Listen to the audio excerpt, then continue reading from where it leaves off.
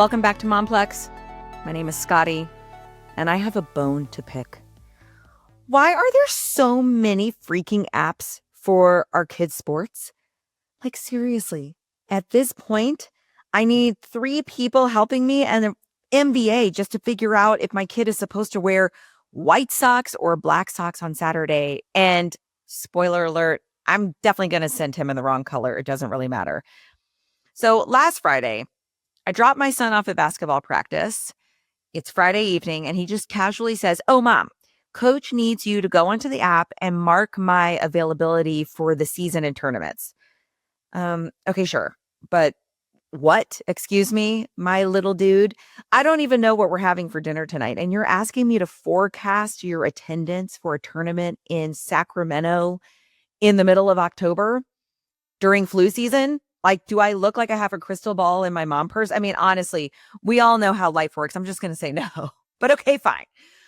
I love you and I'll play along. So I drop him off at basketball. I go back home. I plop down on the sofa. I whip out my phone. I scroll over to page 5 where all the sports apps live. And I click on TeamSnap. But no basketball team on TeamSnap. Okay, what? So then I try Game Changer. Nope. Sports U, not there. Finally, SportsEngine. Ding, ding. It's finally on SportsEngine, which, by the way, is like one of the worst of them all. The user face of SportsEngine, I do not like it. So I go through and I click all of his availability, which isn't even super user-friendly and intuitive. And I'm sitting here and I'm like, why are there so many sports apps? Can't all the coaches just get together, take a vote, and agree on one so we don't spiral into a meltdown every season or just forget? We don't even know that we're supposed to be clicking on it. So I'm sitting on the sofa.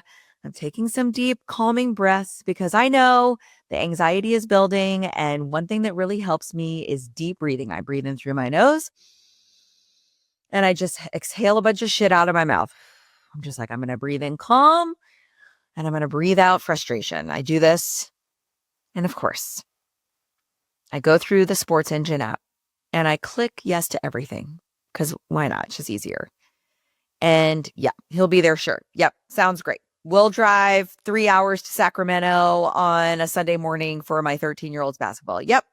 Meanwhile, on another sports app, I've already committed to a baseball game that exact same day, but of course I don't remember it. I'm double booked. I know I'm double booked. I just know it. I don't even have to check. I just know I'm double booked. And I'm staring at this tiny screen like, who invented this chaos? Where did all these apps come from? And do I really need to manage 7 logins just so my kid can play middle school sports? I mean, this is going to be one of those like, oh my gosh, my kids will roll their eyes if they ever listen to this podcast because they hate it when we say things, well, when I was a kid. But back when I was a kid, here's how it worked. You showed up. If you didn't, guess what? They figured it out. No app, no RSVP, no poll about sock color, just bodies on the field, done. Now it's like download this shiny new app because you don't have enough of them. It's so easy. Easy for who? It's not easy for me. And this is like me trying to do middle school math level, not easy with my kid. Don't even get me started on the group chats. I love the mamas of the kids, my son, with whom my kids play sports. But the text chains for every team, for every season, and the WhatsApp groups, I can barely answer my own personal text messages. And then you throw me into a group chain where every time you open your phone, there's like a 63 message long debate about socks, snacks, sunscreen, whether orange slices are organic enough. You know exactly what I mean. And you miss one comment and boom, you're fucked. You're the only parent who sends their kid in the wrong uniform. This happened to me last week. My son, in addition to playing basketball, he's playing baseball. And the super nice mom that I adore created a text chain. So helpful. But for some reason on my phone, it's showing up as 2 separate text chains. So not only are there 2 text chains going on, I don't even know which one is right. So I thought I was answering in the right one. But I missed a comment that the boys were supposed to wear their black jerseys, not their practice jerseys. I didn't see that. So, of course, I'm the only parent who sends their kid in the practice jersey. And then, of course, my poor kid, he feels like I've ruined their entire athletic career. I'm sorry, babe. Mom was just trying to feed actual humans dinner and not get into a car accident as I was racing you to the field. But here's the thing. Moms, we are the real project managers of youth sports. I've seen it happen on my club teams. I've seen it happen in my school's middle school teams. These programs would fucking fall through the cracks if it weren't for the mamas. We are the project managers of youth sports. We're running Fortune 500 companies out of our freaking cars, out of our back pocket where our phone is. But instead of quarterly reports and having a say in which app is working and which one's not, we've just got like, who's the snack mom? Where's the field today? Do we need chairs or will there be bleachers? Do they need to bring both of their uniforms? And what's our compensation? Nothing. Maybe you get a team hat or a team t-shirt. Maybe you get a beer at that random baseball field that just happens to also serve liquor. Just thank you so much for those baseball fields that serve chicken nuggets for the kids and a cold brew for the mamas. Oh, and don't forget what we're actually given is the sign-up sheet for snacks for dinners that says you are responsible for snacks for your team, which is going to cost you above and beyond what you already paid to join the team. And you not only have to feed your team, you have to feed the visiting team, the coaches, the refs, probably the mascot too, the guy working the scoreboard, which, by the way, I'm so thankful for all those people. Let me just say one caveat. I fucking love sports. I love my kids. I love that they're playing sports. I love it all. But I'm just getting used to the modern day way to run it. And by the way, when you're signing up for the snacks, it better not be a little delivery from Little Caesars, Karen, because you better step up your game. It better be homemade muffins or organic burritos or bust. So here, one of the biggest things that has helped me as a mom and just as a human being, there's always going to be shit happening in your life with your kids, with your family, with work, with current day events, with news, everything.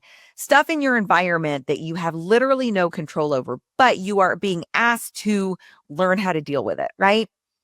So here's what I've learned. We can't change some of the shit going on around us, but we can absolutely fucking change how we are thinking about it, how we're showing up to it, and how we are managing it so that we take radical responsibility for our own health and wellness. So here are some things that I'm doing that have helped me tremendously. And I would love to pass these on to you. This is how I'm keeping my sanity. Number one, the wall calendar. Yep. I went old school. One of those giant white erase boards I got off of Amazon. I ordered a packet of Expo pens and I've color coded it by kid, by sport, by life. Everyone's crap goes on that wall in that one spot. If it's not on the wall, it doesn't exist, period. And my daughter helped me draw the calendar before she left for college. I'm not slaving over this by myself, but at the beginning of each month, I grab my phone, I grab their calendars, and I put everything on that master calendar. That way, everybody sees it. It's in the same place. We don't have to go scrambling to find it. And everybody's shit is on that wall calendar. Number two, text chain management and detox. I stopped replying to every group chat. It's just too much. Plus, I'll see those parents literally this weekend, starting from sunrise all the way to sunset at the tournaments anyway. We can catch up in person over stale coffee or that delicious beer. And that's way more calming for my nerves, right? Number three, I gave some of this shit to my kids. Talk about the example of radical responsibility, right? I handed some of this back to them. You want to know the practice times? Ask your coach, write it on the calendar. You want to know what socks to wear? Ask your teammates, lay out your uniform the night before. If you are old enough to play sports and run an Instagram account, you can absolutely manage your team's expectations, right? Absolutely. I did it. I mean, I know where I'm going back to an old school, but I played volleyball, soccer, and track in high school. I played soccer in college. None of that had a cell phone or an app involved, and I never missed a game. And here's what my coach said. I expect you to show up at the games. It's either going to be uniform A or uniform B. So guess what? I threw everything in a backpack. That way I always had it. And the days that I couldn't make it, I went to my coach ahead of time in person, said, I'm not going to make the game this weekend. It was beautiful. And somehow we still were fed. We still played the game. We still showed up in the right uniform. I'm just saying there's something about simplifying it to calm down your nervous system. And when these things are literally helping restore my energy and my sanity and keeping my nerves at bay. And that calm I get to loan to my kids. My kids get to borrow my calm, and it is contagious. If you are feeling frantic about their schedules and the text change and the responsibilities, notice that and then do something about it, because then you'll get to trickle that beautifulness onto your kids. So yeah, I think the apps are insane, but maybe this is a wake-up call. I don't know. We don't have to carry it all.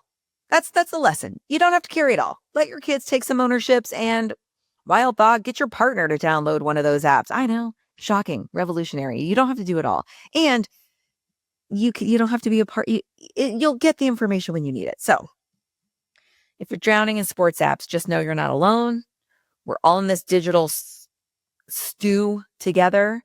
And if you have a magical hack that I don't know about, please DM me immediately.